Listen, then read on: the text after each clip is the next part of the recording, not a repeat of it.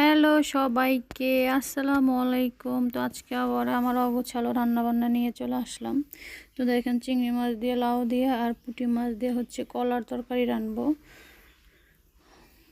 তো চিংড়ি শুটকি দিয়ে হচ্ছে আপনার ওই লাউয়ের চোকলা ভাজি। মানে আমার লাউয়ের চোকলাটা খুবই ভালো লাগে ভাজি, মানে খুব মজা লাগে। এটা আমি খুব ভালো করে ভাজি এটা করতে পারি। তো সবাই খায়া বলে যে না, ভালোই হয়েছে। তো এর জন্য সবসময় ভাবি মানে যে আমার ফেসবুক বন্ধুদের সাথে এটা শেয়ার করার জন্য। তো আমি সবসময় রান্নাবান্নার ভিডিও আপনাদের কাছে শেয়ার করি। তো আমি জানি না আমার অগোছালো রান্নাবান্না কার কীরকম লাগে, সবাই অবশ্যই কমেন্টে জানাবেন। ঠিক আছে, তো আমি এখানে ভাজিটা চড়াইয়া মানে বসাইয়া দিছি। তোমার ভাজি প্রায় শেষ হয়ে গেছে, এখন নামাইয়া ফেলবো। দেখেন আমার মানে এটা বোঝাই যাচ্ছে না যে লাউর চোখলা ভাজি করছি আমি। এখন হচ্ছে মাছগুলা কড়াই বসাইয়া দিছি। পুঁটি মাছগুলা ভেজে নিব। ভেজে তারপরে এটা দিয়ে কাঁচকলার তরকারি রান্না করব।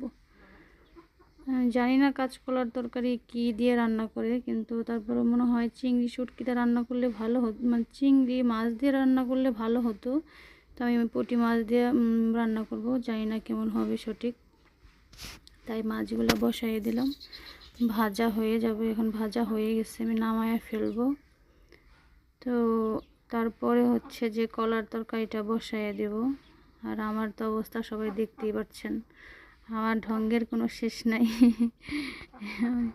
সবসময় ঢং ঢং করতে পছন্দ আমার।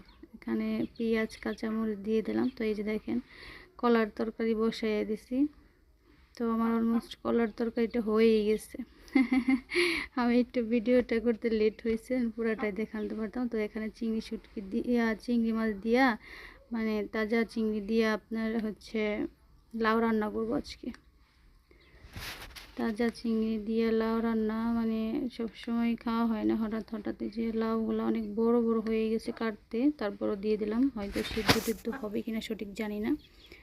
তো হচ্ছে আমার লাউয়ের তরকারিটা বসিয়ে দিলাম। এখন সব গুছিয়ে নিলাম। গুছিয়ে নেওয়ার পূর্বে এখন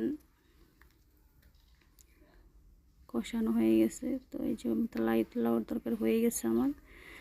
তো যাই হোক, আমার ভিডিও কার কাছে কেমন লাগে আমি সঠিক জানি না। তো ভিডিও ভালো লাগলে অবশ্যই কমেন্টে জানাবেন। সবাই ভালো থাকবেন। আল্লাহ হাফেজ।